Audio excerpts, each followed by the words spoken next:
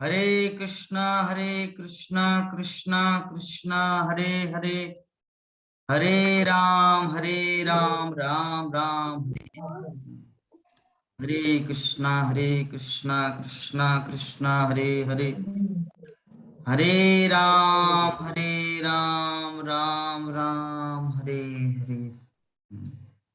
तो हम लोग चर्चा कर रहे थे कि कृष्णा के श्री चरणों में अगर हम लोग कुछ अर्पण करते हैं, भगवान श्री कृष्ण से अगर हम लोग आदान प्रदान करते कुछ भाव का, तो भगवान भी उस चीज को एक्सेप्ट करते हैं। ये हम लोग अपने जीवन में देखे हैं। ऐसा नहीं है कि मैं सिर्फ लेक्चर दे रहा हूं इस विषय में, सबके अंदर भाव है। मैं एक एक करके अभी पूछूंगा। अच्छा गीता माता जी, आप बताइए, क्या भगवान श्री कृष्ण से कभी मंदिर में जाते हैं, कभी भगवान के सामने कुछ प्रार्थना करते हैं, तो आपको फील होता है कि भगवान आपकी प्रार्थना सुन रहे हैं? बिल्कुल बिल्कुल लगता है मुझे। कुछ वो एग्जाम्पल, मेरे साथ में ही है कि मुझे कुछ एग्जाम्पल के जैसे माध्यम से बताइए। जैसे हम लोग भगवान को फूल भी रखे हैं और यहाँ दिया बना रहे हैं। दिया बना के अगरबत्ती ला रहे हैं, उस समय कुछ बोलते हैं कि आप कितने सुंदर लग रहे हैं, कितना अच्छा लग रहा है आपके साथ भोग लगाना, मुझे बहुत अच्छा लग रहा है, तो बोलती हूँ। कभी वो फूल आके गिरता है तो मुझे लगता है कि यहाँ कोई वाइब्रेशन है इस प्रकार। हम्म बहुत सुंदर। और हमारे ममता माता जी, क्या आपको ऐसा कभी जीवन में फील हुआ है कि कृष्ण से आप प्रार्थना किए हैं, भगवान श्री कृष्ण आपकी बात को सुनते हैं, या आपको अच्छा लगता है ऐसा? लाइक दैट एग्जाम्पल के साथ बताइए। जी प्रभु जी, बहुत बार ऐसा फील होता है भगवान हमारे साथ साथ हैं। कभी बहुत मन बेचैन होता है तो भगवान के सामने सम्मुख खड़े होकर के हाथ जोड़कर प्रार्थना करते हैं, प्रभु मेरी दुख दूर करो, मेरी प्रार्थना सुनो, मेरी सहायता करो। तो फिर देखते हैं कि जो जिस बात के लिए हम प्रार्थना किए वो बात पूरा कंप्लीट हो जाता है, तो ऐसा लगता है कि भगवान मेरे साथ है, मेरी प्रार्थना को वो स्वीकार किए और पूर्ण किए हैं। बहुत बार ऐसा हमको लगा है कि हर क्षण समय हमारे साथ हैं। हम्म बहुत ये फीलिंग सुंदर। हमेशा। यस जी यस, ये मतलब ये बोलने का बात नहीं, ये सबका जीवन का अनुभव है। हमारे क्या बोलते हैं धर्मपालक प्रभु जी, क्या आपको ऐसा फील हुआ है कभी कि रूम नहीं मिल रहा, what to do, how to do, like that, भगवान आपकी प्रार्थना सुने हैं? बताइए अपना जीवन का अनुभव।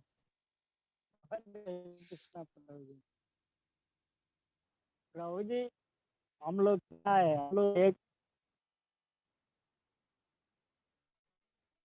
मतलब एक साधु बनने के लिए कोशिश कर रहे हैं, चेष्टा कर रहे हैं। लेकिन हम लोग भगवान के धाम में आए हैं। ये बताइए कि अगर धाम में जाने के बाद में हमको उतना मतलब हमको सुविधा मिलेगा तो हम क्या करेंगे? भगवान का नाम अच्छा से जप नहीं कर पाएंगे। जप करने की जगह रूम में जाएंगे, प्रसादम लेके सो जाएंगे और फिर क्लास का टाइम होगा तो उठेंगे, नहाएंगे, जो भी है क्लास अटेंड करेंगे। बट क्या है, अभी तो मैं रूम भी नहीं चाहता था, मैं सीधा आपसे क्लियर कर रहा हूँ।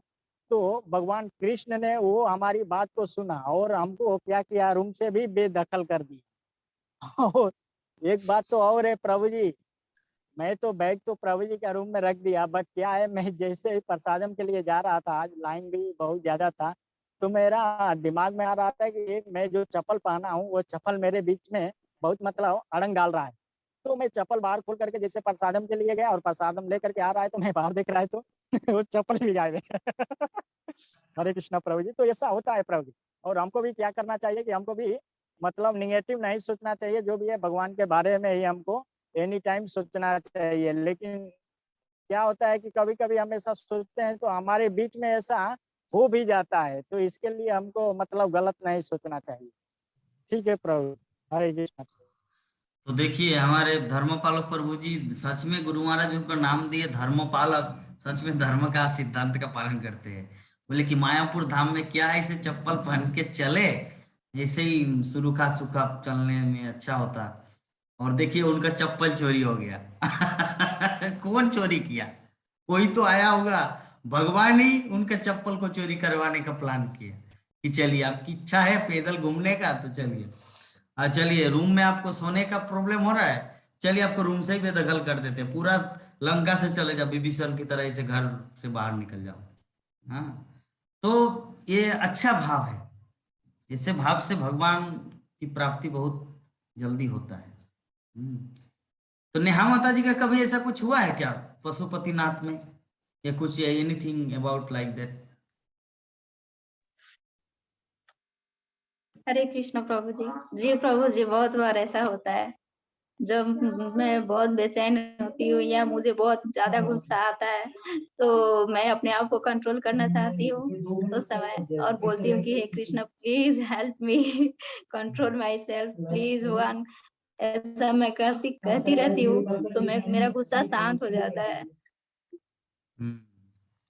कभी ऐसा होता है कि बस पूरा फंस गया, चारों तरफ जंगल, डाकू आके आप लोग को हड़प लेंगे, कॉलेज की सभी सुंदरी सुंदरी स्टूडेंट को अभी डाकू लोग अटैक किए और ऐसे बस फंस गया है, रात्रि का 11 बज रहे, अभी कौन बचाएगा? ऐसा भी कभी परिस्थिति हुआ है जैसे फिल्मों में होता है, जैसे फिल्मों में मूवी में ऐसा जी होता है? नहीं, वैसा तो नहीं हुआ।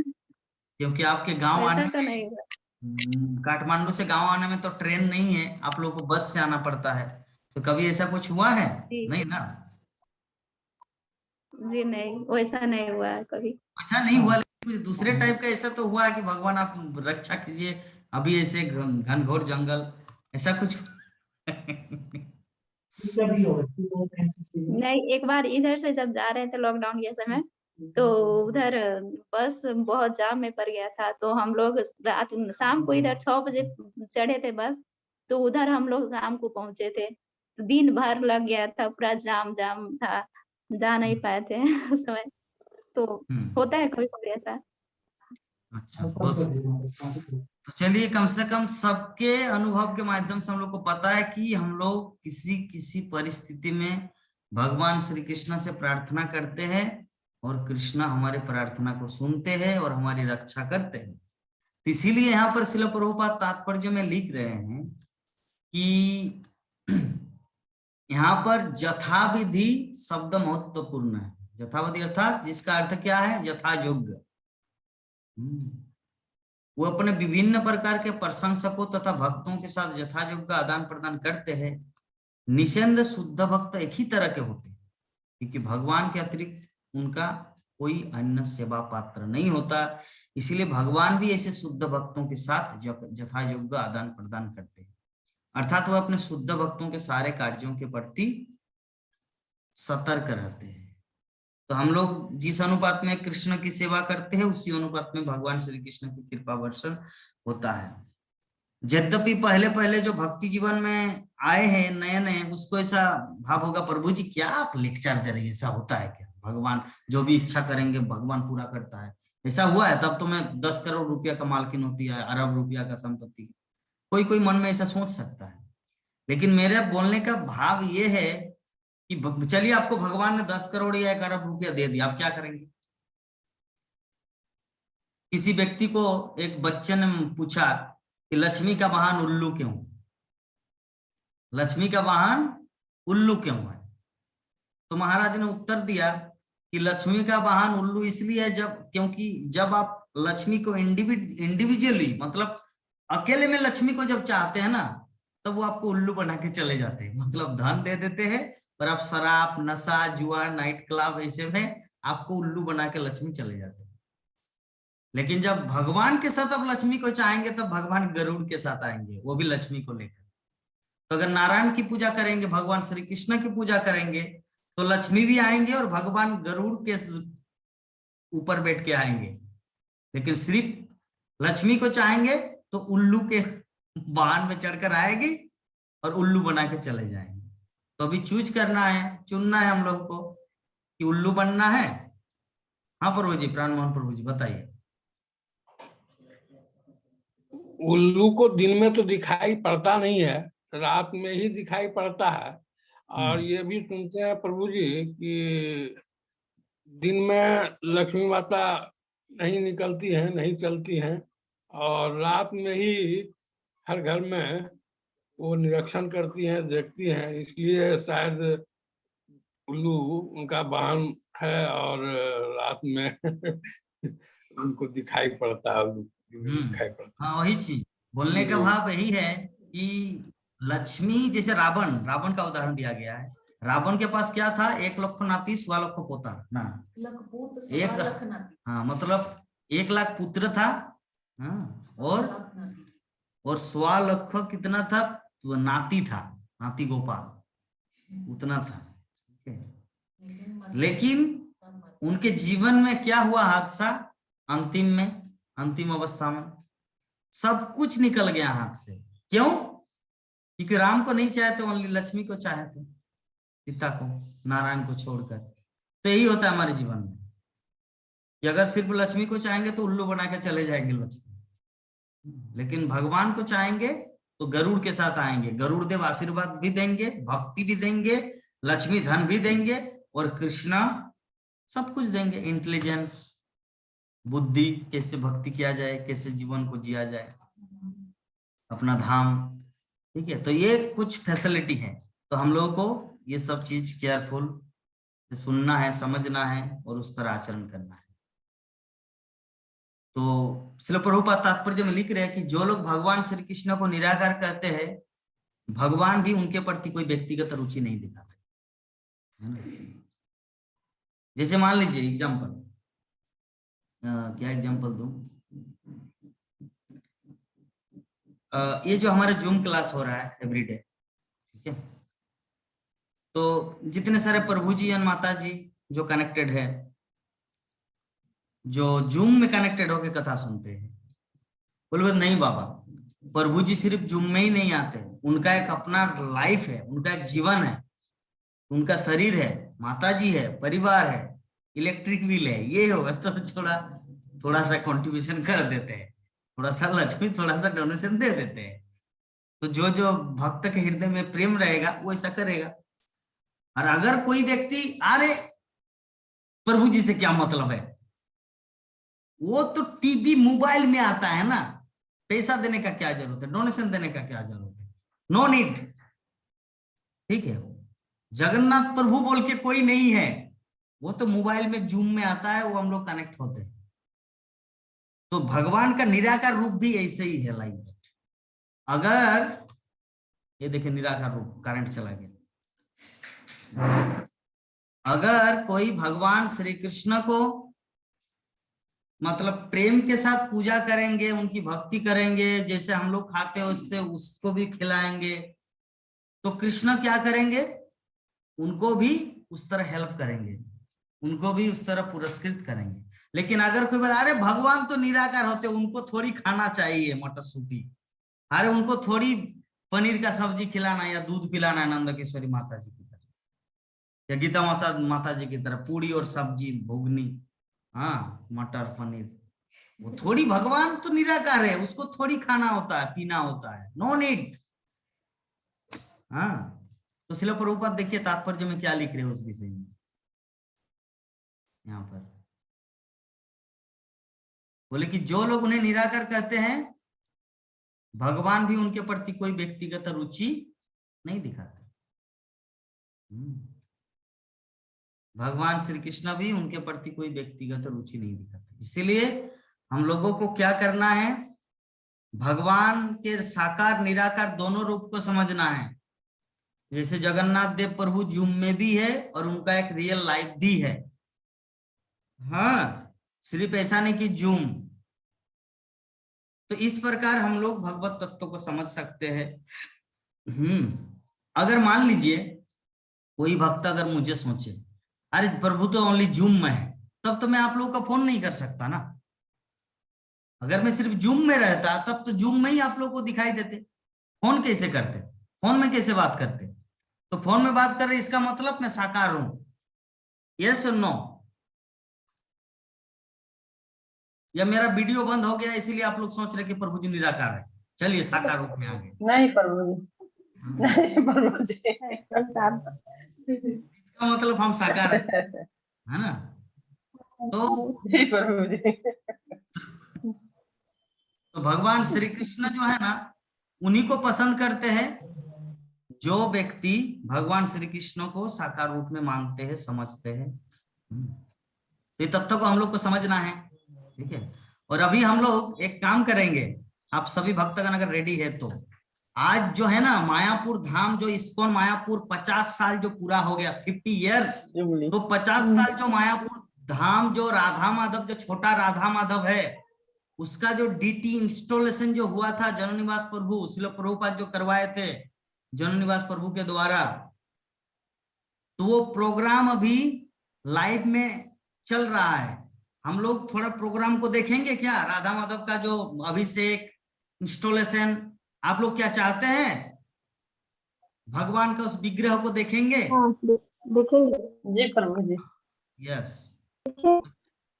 हाँ, रात थोड़ा सा हम देखे, पूरा नहीं देखे, थोड़ा देखे। ठीक है, हम लोग देखेंगे उस विषय में। तो थोड़ा सा बाकी है वो ये होने में, हम लोग चालू करते हैं। तो चलिए लास्ट पॉइंट श्रील प्रभुपाद क्या बता रहे हैं, थोड़ा सा उसके ऊपर डिस्कशन कर लेते हैं। लास्ट पॉइंट क्या है? वो प्रत्येक व्यक्ति को उसकी आध्यात्मिक चेतना के विकास के रूप में प्रसन्न करते हैं, और ऐसे आदान प्रदान का नमूना यहाँ पर विभिन्न स्वागत करने वालों के द्वारा प्रस्तुत किया गया। मतलब क्या बोलना चाह रहे हैं कि सबके अंदर अलग अलग क्वालिटी है भगवान की सेवा करने। अगर हमारे प्राण मोहन प्रभु जी करोड़पति अरबपति है तो क्या प्रवचन देंगे जाके? नहीं, उसको डोनेशन करना। हाँ, उसको उसके पास वो क्वालिटी, उनके पास धन है, वो धन द्वारा कृष्ण की सेवा करेंगे। जैसे गीता माता जी बहुत सुंदर प्रसादम बनाने आता है, नंद किशोर माता जी बहुत सुंदर भगवान का भोग लगाने आता है, तो उनको कैसे भगवान की सेवा करना है? लड्डू गोपाल को अच्छा अच्छा व्यंजन खिलाना है। विभा माता जी कैसे सेवा करेंगे? उनको लड्डू गोपाल का सुंदर सुंदर ड्रेस बनाना अच्छा लगता है, उनको सुंदर सुंदर कपड़े से कपड़ा पहनाना अच्छा लगता है। तो गीता विभा माता जी ऐसे करेंगे। हमारी नेहा माता जी क्या करेंगे? भगवान को प्यार करना अच्छा लगता है, तो कृष्ण से वो प्रेम करेंगे, अपने जैसे छोटा लड्डू को करते हैं अपने बेटे को, तो कृष्ण से भी ऐसे करेंगे। अभी से प्रैक्टिस करना है तब होगा ना। तो इस प्रकार यथा योग्य, यहाँ पे जो हमारा शब्द आया है आज का श्लोक में, यथा योग्य जो है, यथा योग्य मतलब एज मच एज पॉसिबल, जो क्वालिटी है सबके अंदर, जिसके पास जो क्वालिटी है। यथा विद्धूप संगम सर्वेशंग मान माददे, मतलब यथा योग्य, यथा योग्य सम्मान। यहाँ पे श्रील प्रभुपाद भी इसका विस्तारित वर्णन की, यथा विधि शब्द महत्वपूर्ण है, इसका अर्थ है यथा योग्य। इस प्रकार हम लोग आज के श्लोक के माध्यम से इस तथ्य को समझ गए कि भगवान श्री कृष्ण की भक्ति सभी अवस्था में होता है, और सभी भक्तगण अपनी अपनी इच्छा, अपने अपने क्वालिटी के अनुसार ही भगवान की सेवा की। द्रौपदी ने भगवान की सेवा किया, अक्रूर ने भगवान की सेवा किया, युधिष्ठिर महाराज ने भगवान की सेवा किया, पांडवों ने भगवान की सेवा किया, हनुमान ने अपना भगवान की सेवा किया। हनुमान ने कैसे सेवा किया? वो क्या डोनेशन दिया था भगवान रामचंद्र के अकाउंट में? नहीं, बल्कि सीता देवी की खोज के लिए या सारा जीवन भर दासत्व स्वीकार किया। अर्जुन कैसे सेवा किया था भगवान श्री कृष्ण का? क्या जूम क्लास में प्रवचन दे रहे थे भगवान की सेवा के लिए? नहीं, बल्कि भगवान बोले कि फाइट करो, मारो, सबको मारे। तो व्यक्ति के पास जो जो क्वालिटी है उसी अनुसार उनको सेवा करना पड़ता है। ठीक है, जैसे हमारे पार्थो प्रभु आज घर में ही हैं, प्रभु जी भी कितना सुंदर सेवा करते हैं। हाँ, बोले प्रभु जी हम दोनों बहुत ही आतुर है कि आप हमारे घर में 15 तारीख को आएंगे, प्रसाद हम खिलाएंगे माता जी और आपको। कब वो दिन आएगा? तो अपनी इच्छा से सेवा का भाव ले रहे हैं।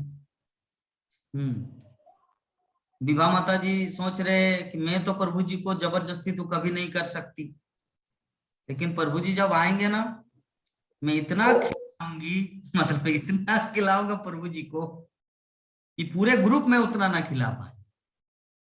हाँ, उनके मन में यह भाव है।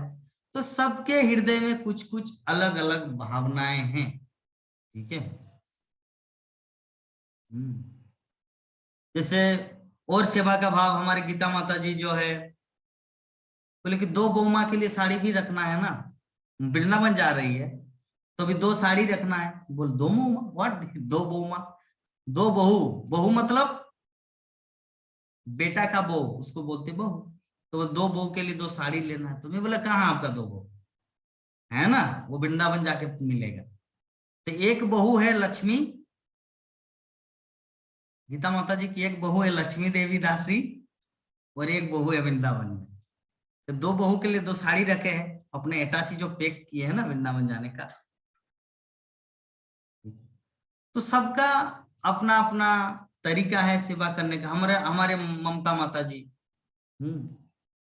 जो पिछले महीने कुछ डोनेशन दिए थे, और माता जी बोले कि प्रभु जी यथायोग्य अपनी तरफ से जो सेवा कर पाए आप इसी को स्वीकार कर लीजिए। तो देखिए अपनी इच्छा है, उसी अनुसार करना पड़ता है। तो ये ऐसे सेवा भाव बनाए रखने से क्या होता है, हम लोग भगवान श्री कृष्ण के प्रिय भक्त बन पाएंगे।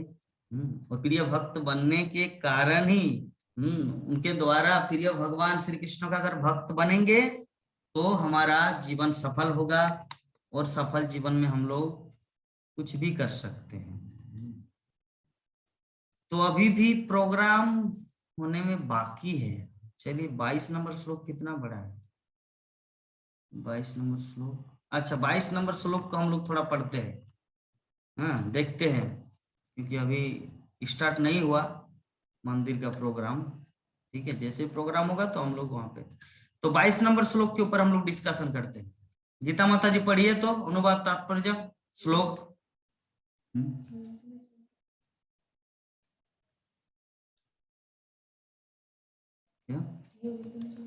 कृष्ण सर्वशक्तिमान श्री भगवान ने वहां पर सम उपस्थित लोगों को यहाँ तक कि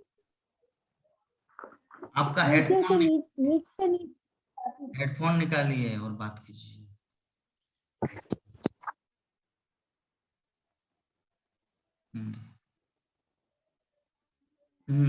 बोलिए माता।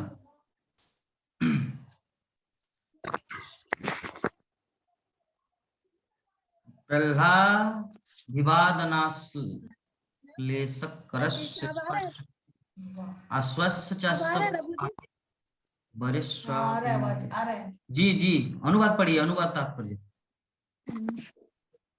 हरे कृष्णा। हाँ, सर्वशक्तिमान भगवान ने वहां समुपस्थित लोगों को यहाँ तक कि नीच से नीच जाति वाले को अपने मस्तक झुकाकर, बधाई देकर, आलिंगन करके, हाथ मिलाकर, देखकर तथा हंसकर, आश्वासन देकर तथा वरदान देकर उनका अभिवादन किया।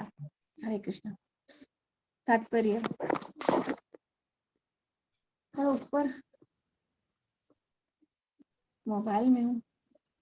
भगवान श्री कृष्ण के स्वागत करने हेतु करने के लिए वहां सभी प्रकार के लोग थे। पिता वसुदेव पितामह उग्रसेन तथा गुरु गर्ग मुनि से लेकर वेश्याएं तक, कुत्ते तक खाने के आदि चंडाल तक थे। भगवान ने इन सबों से उनके पद तथा प्रतिष्ठा के अनुसार उनका अभिवादन किया। शुद्ध जीवों के रूप में सारे लोग भगवान के भिन्नांश हैं, और इस प्रकार अपने सनातन संबंध के कारण कोई उनसे पराया नहीं है। ऐसे शुद्ध जीव भौतिक गणों के संदूषण के अनुसार भिन्न भिन्न वर्गों में श्रेणीबद्ध किए जाते हैं, लेकिन इस भौतिक श्रेणियों के बावजूद भगवान अपने समस्त भिन्नांशों पर समान रूप से वत्सल रहते हैं। वे इन भौतिकता में डूबे जीवों को अपने धाम वापस लौटने के लिए स्मरण दिलाने के लिए ही अवतरित होते हैं, और जो बुद्धिमान लोग हैं वे भगवान द्वारा सभी जीवों को दिए गए इस अवसर का लाभ उठाते हैं। भगवान किसी को अपने धाम के लिए अयोग्य नहीं ठहराते। यह तो जीव पर निर्भर करता है कि वह इसे स्वीकार करे या नहीं। हरे कृष्ण। बहुत सुंदर। तो हम लोग यहाँ पर देख रहे हैं कि भगवान श्री कृष्ण नीच से भी नीच जाति के लोगों को भी भगवान स्वीकार कर रहे हैं। हमारा तो घमंड इतना है, अगर हमारा वेतन मंथली 25,000 रुपया है तो हम लोग भिखारी से बात नहीं करते। अगर हमारा वेतन 10,000 रुपया का है तो हम बात नहीं करते। अगर 50,000 रुपया आता नेता है तो हम लोग साधारण व्यक्ति से बात नहीं करते। जो मुख्यमंत्री है वो सिर्फ राज्यपाल, ये विधान क्या बोलते हैं, कलेक्टर, ये लोगों से बात करते हैं। लेकिन कृष्ण कौन है? अखिल विश्व ब्रह्मांड के मालिक। लेकिन फिर भी यहाँ पे भिखारी से भिखारी, नीच से नीच जाति से बात कर रहे हैं, तो दैट इज कॉल्ड भगवान। हमारे पास तो कुछ नहीं है, सब नंगा बाबा, और हम लोग अपना लेवल ढूंढते हैं। 70,000 रुपया आता तो चलिए 70,000 लेवल के लोगों से हम लोग अपना फ्रेंडशिप रहते हैं। जो बैल चराते हैं वो बैल चराने वाले के साथ दोस्ती करते हैं।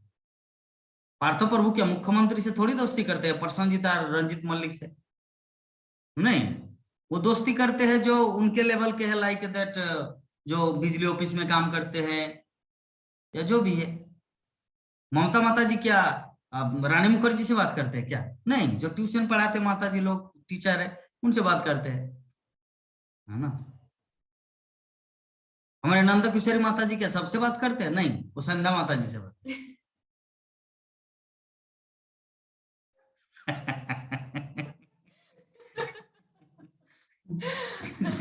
जिस दिन पहली बार प्रभु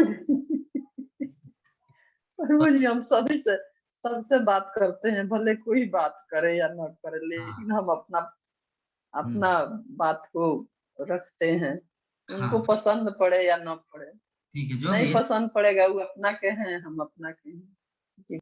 जब जिस दिन संध्या माता जी को पहली बार लाए तो मैं क्या सोच रहा था, ये तो 2-3 बार आप लोगों को बता चुका हूँ, पूरा जैकेट ओढ़ के चादर, बोला अरे नंदा किशोरी माता जी का पति देव तो पहले से ही जगत में चला गया, ये कौन है, दूसरा कौन है क्या? मुझे पता नहीं था कि वो माता जी है। संध्या माता जी एकदम दिख रहे, ऐसा दिख रही थी लाइक है नंदा किशोरी माता जी का हस्बैंड।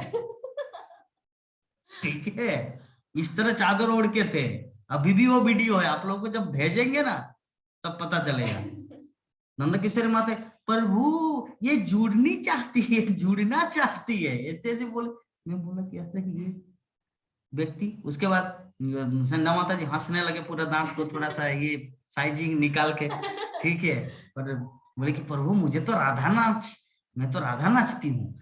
इस प्रकार शुरू हुआ। तो जो भी है, सभी व्यक्ति अपने लेवल के लोगों से बात करते हैं।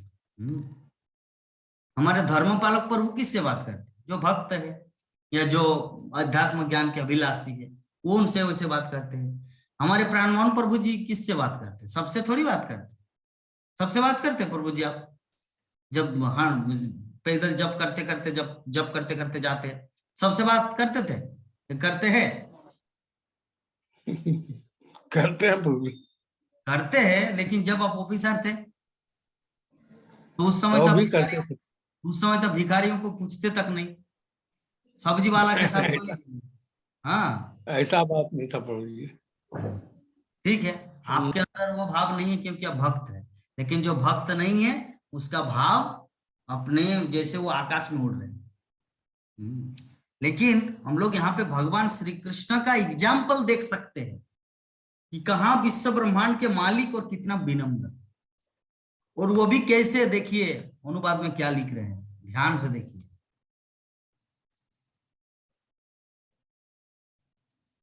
बोले कि सर्वशक्तिमान भगवान ने वहां पर समुपस्थित लोगों को, यहाँ तक कि नीच से नीच जाति वालों को अपना मस्तक झुकाकर, देखिए इधर, अपना मस्तक झुकाकर बधाई दिए। मस्तक झुकाकर प्रणाम कर रहे थे नीच से नीच जाति को। तो इसको कहते हैं एग्जाम्पल, इसको कहते हैं उदाहरण। इसीलिए तो भगवत गीता में कहा गया है ना, यद यद आचरति श्रेष्ठ तत्त देवे तरो जना सजत प्रमाणम कुरुते लोकस्तद अनुवर्तते। मतलब महापुरुष जो जो आचरण करता है, सामान्य व्यक्ति उसका अनुसरण करते हैं। इसलिए जो महापुरुष होता है ना, वो सुंदर एग्जाम्पल सेट करते हैं लाइफ में, ताकि साधारण व्यक्ति, साधारण से साधारण व्यक्ति भी उनका अनुसरण कर सके। तो विषय वस्तु यही है कि हम लोगों को तथ्यों को समझना है कि भगवान कृष्ण जब इतना बड़ा होकर ऐसे कर सकते, तो हमारे पास क्या क्वालिटी, हम है कौन। मरना तो किसी भी टाइम, मृत्यु तो किसी भी टाइम आ सकता है। मृत्यु का क्या है, ना ये अंगुली लेके जा सकते हैं, ना चेहरा लेके जा सकते, ना बाल लेके जा सकते हैं, न चप्पल, न साड़ी, न जूता, न शर्ट, न पैंट, कुछ भी नहीं। पूरा एकदम खार बन जाएंगे हम लोग, क्षार बन जाएंगे, मिट्टी में दब जाएंगे।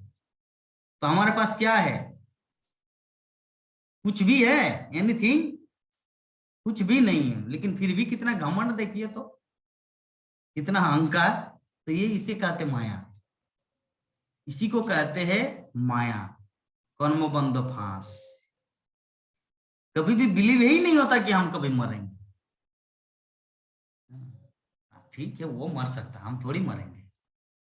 वो मर सकता है, आई विल नॉट डाई, मैं नहीं मर सकता। तो यही सबसे बड़ा आश्चर्य है इस जगत का। इस जगत का सबसे बड़ा आश्चर्य है यही।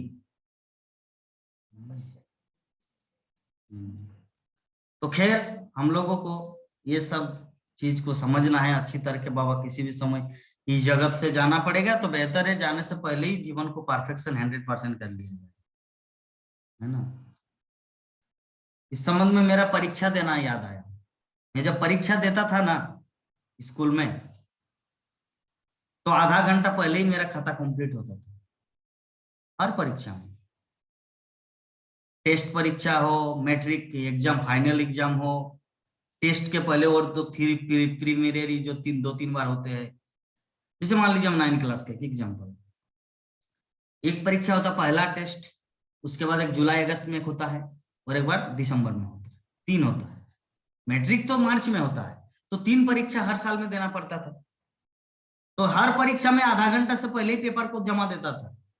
और ये रिकॉर्ड है मेरा स्कूल में अभी भी, कि जगन्नाथ कुमार, नोट जगन्नाथ देवदास, अभी तो जगन्नाथ देवदास है यहाँ पर इस्कॉन में, जगन्नाथ कुमार का पहला खाता मिलता है। टीचर के रिकॉर्ड है अभी भी मेरा स्कूल में, नाम रिकॉर्ड, पहले खाता जमा देते थे। तो अभी कोई पूछ सकते प्रभु जी कि आप सब कुछ सही लिखते थे? मैं बोल रहा हूं नहीं। क्या हंस रहे? प्रभु जी क्या सब कुछ क्या सही लिखते थे? उत्तर जो क्वेश्चन आता है, मैं बोल रहा हूँ कि नहीं, मेरा काम है खाता भराना। खाता को 32 जो क्वेश्चन है, 30-32 जो क्वेश्चन है, उसको अगर जेना के न प्रकार ने खाता भरा दिया तो नंबर आपको आना ही है। क्योंकि टीचर तो करुणा के सागर है ना। Grace mark, what is the meaning of grace mark? Grace मतलब कृपा। ग्रेस इंग्लिश शब्द है जिसको कहा जाता है कृपा, और मार्क मतलब नंबर। तो ग्रेस मार्क। तो अगर कोई मान लीजिए, जैसे एग्जांपल देते हैं, हमारे धर्मपालक प्रभु जी का एग्जांपल, वो भी एक 10 क्लास का विद्यार्थी है, मैं भी एक 10 क्लास के विद्यार्थी।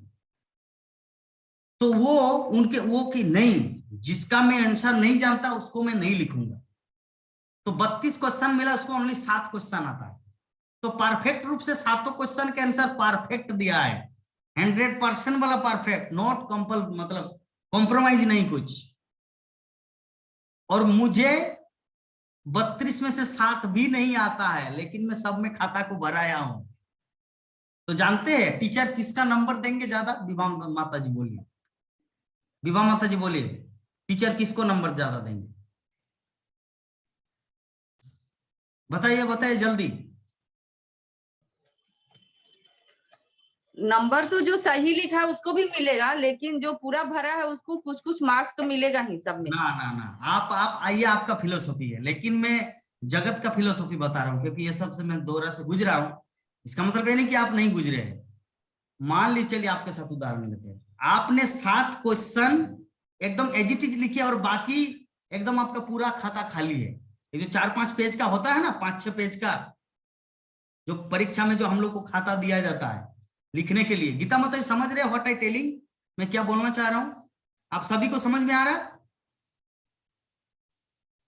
एक व्यक्ति को 30 क्वेश्चन में से, 30 प्रश्न में से 7 प्रश्न का उत्तर एकदम पूरा अच्छी तरह आता है। उन्होंने 7 प्रश्न का उत्तर दिया, और बाकी सब नहीं आता, इसीलिए वो नहीं लिखा। और एक दूसरे दृष्टिकोण ये है कि मुझे कुछ भी नहीं आता है, लेकिन मैं सबका आंसर भर दिया हूं, पूरा खाता को फुल किया हूं। 30 क्वेश्चन या 32 क्वेश्चन जो भी है, मैं पूरा कंप्लीट कर लिया हूं लिख के, यद्यपि भूल है बहुत। तो अभी टीचर किसको नंबर देंगे जानते हैं? विभा माता जी सुन के रखिए, टीचर नंबर देंगे उसको जिसका खाता भरा हुआ है। मैथमेटिक्स की बात नहीं कर रहे हैं हम, बाकी सब्जेक्ट की बात कर रहे हैं। इंग्लिश, जियोग्राफी, भूगोल, इतिहास, केमिस्ट्री, मैथमेटिक्स को छोड़कर, मैथमेटिक्स में आप नहीं बच सकते, उसका आपका राइट आंसर होना चाहिए, लेकिन बाकी की बात कर रहे हैं। गीता माता ji understand what I telling? Complete clear? तो इसी कारण मैं क्या करता था कि 3 घंटा का परीक्षा तो मैं 2 घंटा 15 मिनट में पूरा खाता कंप्लीट करके जमा देके घर आता था, और इसीलिए फर्स्ट डिवीजन हुआ। ठीक है? प्रभु जी, तो आप लिखते क्या थे उस पे? क्या लिखते क्या थे? आप लिखते क्या थे? अच्छा, क्या लिखते थे? अच्छा चलिए, एग्जाम्पल आपको बता रहे क्या लिखते थे। जैसे जरा सोचिए, 2008 में मैंने परीक्षा दिया था मैट्रिक, 2008 में। अभी कितना चल रहा? 2022। तो कितना दिन पहले का बात है? 14 साल पहले का बात है। तो 14 साल पहले क्या मैं इंग्लिश का मास्टर था क्या? मैं पूछ रहा हूं। लेकिन अभी मैं आपको मार्कशीट, रुकिए, मैं अभी निकाल के दिखा रहा हूं कि मेरा मार्कशीट में अब इंग्लिश में कितना नंबर आया था, तब आप लोग को विश्वास होगा। तो 14 साल पहले लिखते जाते थे, क्या लिखते थे वो मैं बता रहा हूं। वो लिखते थे जैसे how many religious in this world, मान लीजिए एक क्वेश्चन है, तो मुझे क्या लिखना चाहिए था वहां पर? क्रिश्चियन, हिंदू, मुस्लिम, बौद्ध, जैन, इस तरह करके कुछ लिखना था। लेकिन मैंने वहां पर क्या क्या लिखा है? रुकिए। तो उसमें मैं इंग्लिश का जो जो वर्ड मेरा माथा में आता था ना, मेरे दिमाग में, वो सब डाल देते थे। Psychology person in this company, agent of policy number 5, to date cover for the ticket confirmation for this country. तो इस प्रकार जो भी माइंड में आता था सब कुछ डाल देते थे। मुझे खाता भराना है। मुझे आंसर क्या लिखना चाहिए था? हाउ मेनी रिलीजियस, मतलब कितने सारे धार्मिक संप्रदाय चलते भारत में। ठीक है? प्रश्न इस तरह आना चाहिए, पर प्रश्न का उत्तर ऐसे मुझे उत्तर देना चाहिए हिंदू, क्रिश्चियन, बुद्ध, जैन, इस तरह करके लिखना चाहिए था। लेकिन मैंने जो जो मेरे माइंड में आया था, drive in full of this contents with the singer great world, मतलब जो जो इंग्लिश वर्ड मुझे पता है सब लिख देता था। इंग्लिश की बात होता है, बाकी का तो कुछ कुछ आइडिया था। अभी ममता माता जी सोच रहे कि प्रभु जी जेएससी मतलब झारखंड एकेडमिक काउंसिल, क्या वो लोग मूर्ख थे कि आपको नंबर दिया? मैं बोल रहा हूं कि सच में मुझे नंबर मिला है, अभी मैं आप लोग को दिखा रहा हूं। ठीक है? कहाँ है जगन्नाथ देव सर्टिफिकेट? अभी आप लोग को दिखा